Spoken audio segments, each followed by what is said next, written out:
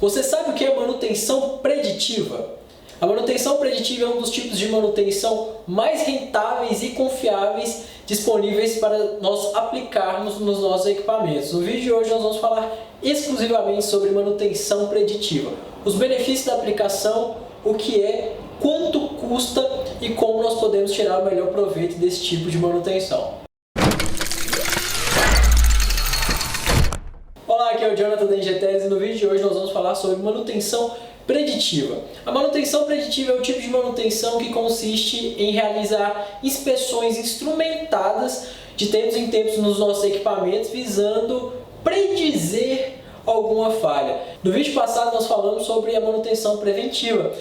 De acordo com a NBR 5462, a manutenção preventiva é aquela manutenção que nós vamos realizar visando diminuir a probabilidade de uma falha. A preditiva, nós queremos encontrar a falha, ela não diminui a probabilidade de falha. O que ela faz? Ela encontra a falha ainda em estágio inicial e quantifica essa falha para nós, ou seja, fala para nós qual que é a severidade daquela falha. Então, nós vamos usar essa técnica para predizer qual que é a falha ainda em estágio inicial que nossos equipamentos estão suscetíveis. Aqui eu vou usar a curva PF para mostrar como que nós vamos aplicar a manutenção preditiva. Então, se você não conhece a curva PF ainda, se inscreve aqui no nosso canal e procura um vídeo chamado Curva PF, onde a gente explica bem detalhadamente o que é a curva PF. Bom, a curva PF é uma representação gráfica, da vida útil do equipamento, onde nós temos em um eixo a performance e no outro eixo nós temos o tempo. Com o passar do tempo, você pode ver que a performance do equipamento cai, chegando aqui a zero. Então, a gente pode imaginar o seguinte: até aqui, onde a performance do equipamento é estável, nós não temos falha alguma, até que surge a falha potencial, que é o primeiro desvio da performance do equipamento até chegar na falha funcional, que é quando ele deixa de cumprir com a sua função, deixa de desempenhar a sua função dentro do processo produtivo, ele não consegue mais trabalhar. Então, falha potencial é essa falha aqui que nós queremos encontrar e quantificar com a manutenção preditiva. Então, imagine o seguinte: a manutenção preditiva é a manutenção que nós vamos realizar de tempos em tempos, as inspeções que nós vamos fazer de tempos em tempos até encontrar e quantificar a falha potencial. Então, relembrando, o que é falha potencial? Falha potencial é a mesma coisa que modo de falha. E o modo de falha é a mesma coisa que sintoma, Então, para que você não esqueça, eu vou anotar aqui, mesma coisa que sintoma. Ok. Nós temos 4 tipos principais, os tipos mais aplicados e conhecidos de manutenção preditiva. 4 técnicas de manutenção preditiva, melhor dizendo. Nós temos a análise de vibração, análise de óleo, termografia e ultrassom. Nós temos alguns outros tipos, mas os mais aplicados são esses 4, os mais populares. Então, cada tipo desse vai monitorar um tipo de modo de falha. Então, é importante que nós saibamos os modos de falha dos nossos equipamentos para poder escolher qual técnica de preditiva nós vamos aplicar. Então, um exemplo. Supondo que nós temos um determinado motor e redutor, nós temos um conjunto motor-redutor em um determinado equipamento. E eu quero aplicar uma técnica de preditiva para monitorar esse equipamento. A primeira coisa que nós temos que descobrir é quais são os modos de falha daquele equipamento. Ou seja, quando esse equipamento falha, quando tem alguma coisa de errado com ele, qual que é o sintoma que ele apresenta? Elevação de vibração, elevação de temperatura, alteração nas características físico-químicas dos lubrificantes, Qual que é o modo de falha? E com isso a gente vai determinar qual que é a técnica de preditiva. Então, tem uma técnica chamada FIMEA, onde nós fazemos a análise dos modos e efeitos de falha de um determinado equipamento, processo, produto, projeto. Essa ferramenta se aplica em vários ambientes. E nessa técnica nós vamos levantar os principais modos de falhas dos nossos equipamentos e os seus efeitos no processo de produção.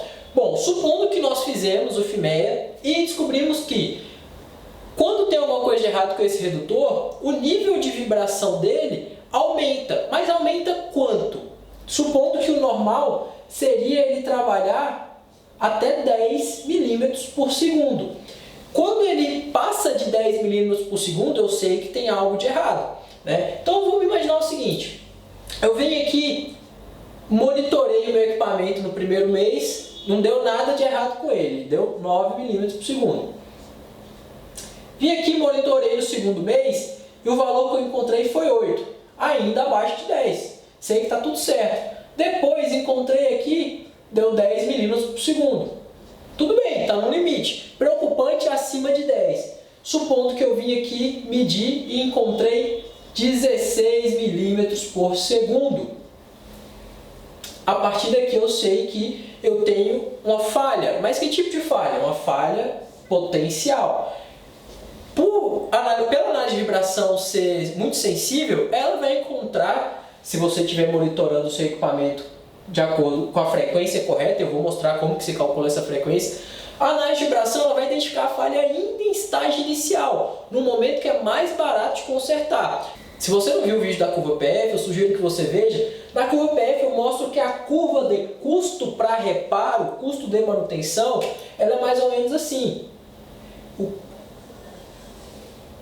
quando conflitado com a curva PF. Então, se você trabalhar muito distante da curva PF, esse custo de manutenção vai ser mais alto. Porque você ainda não tem uma falha identificada, você não sabe o que você vai ter que fazer. Você vai ter que, por tentativa e erro, eliminar a falha potencial. E nem sempre isso dá certo. Mas a partir do momento que você tem uma falha potencial identificada, esse custo ele é menor. Porque você encontrou a falha ainda em estágio inicial e vai programar o serviço, planejar o serviço para que seja feito apenas para retirar aquela falha em estágio inicial.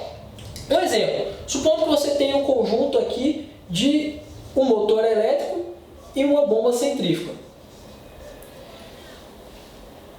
Uma manutenção preventiva, por exemplo, para esse conjunto: lubrificar rolamentos a cada 6 meses. Então, a cada 6 meses, não importa a condição, você vai vir aqui e vai lubrificar os rolamentos desse motor elétrico, dessa bomba.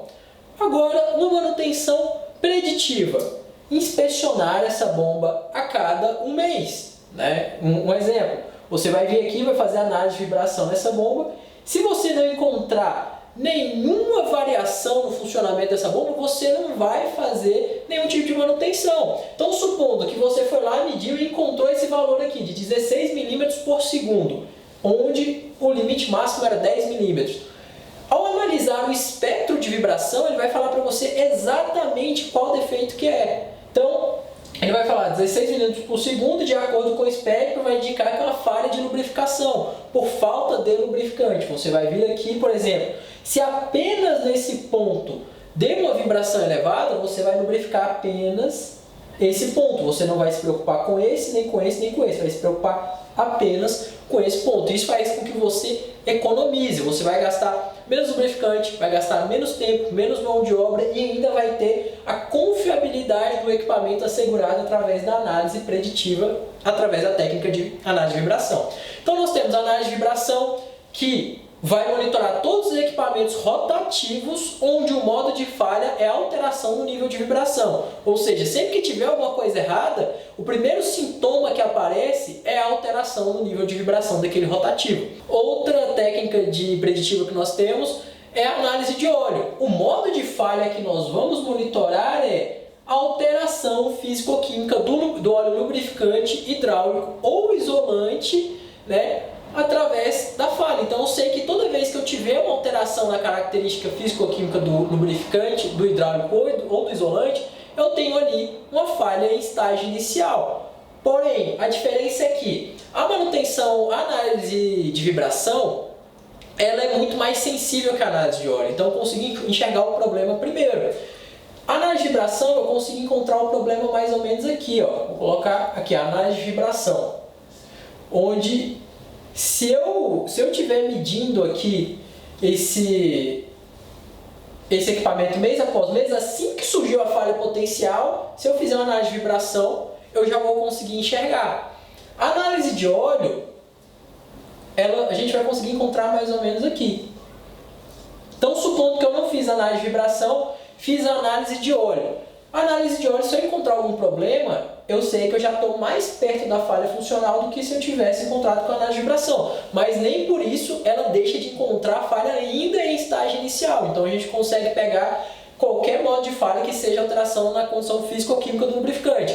Seja presença de materiais de desgaste, contaminação externa, né, contaminação interna gerada pelo próprio equipamento. Então tudo isso a gente vai conseguir pegar com a análise de óleo. Aplica em óleo, equipamentos onde eu tenho óleo lubrificante, hidráulico ou isolante. Uma outra técnica que nós temos é o ultrassom. O ultrassom ele é mais sensível ainda que a análise de vibração. Então eu consigo pegar mais ou menos aqui. Se eu estiver monitorando, assim que a falha potencial nascer, eu vou conseguir pegar o ultrassom, com o ultrassom. Tá? Qual que é o modo de falha que o ultrassom monitora?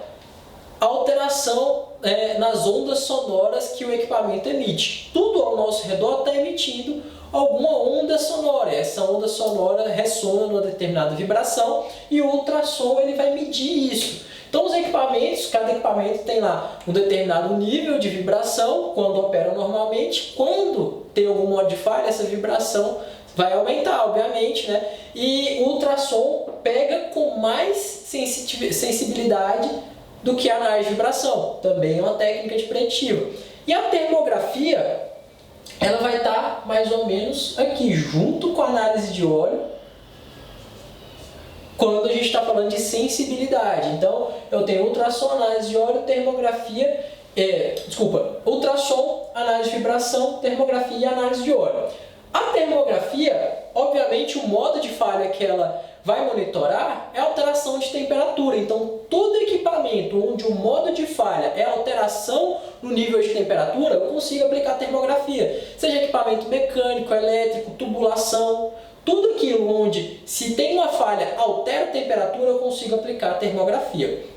Tá? Então, basicamente, seriam essas as técnicas de preditiva para você começar a implantar um plano de preditiva. Mas qual que é o custo?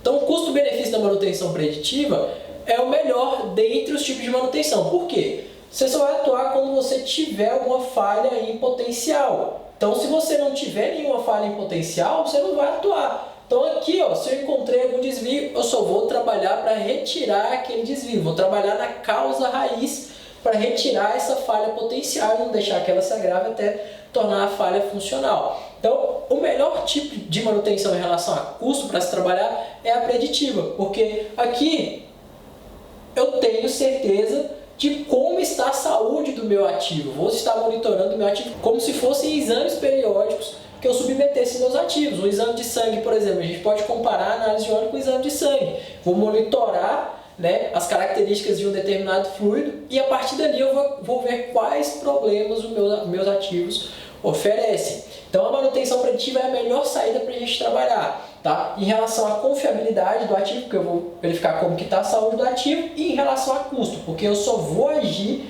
quando eu tiver um modo de falha para eliminar aquela falha em potencial. Então, qual que é a frequência? Né? Porque aqui eu defini que eu ia medir mês a mês, mas como que eu cheguei nessa conclusão? Tem uma fórmula específica para a gente calcular a frequência inicial de monitoramento.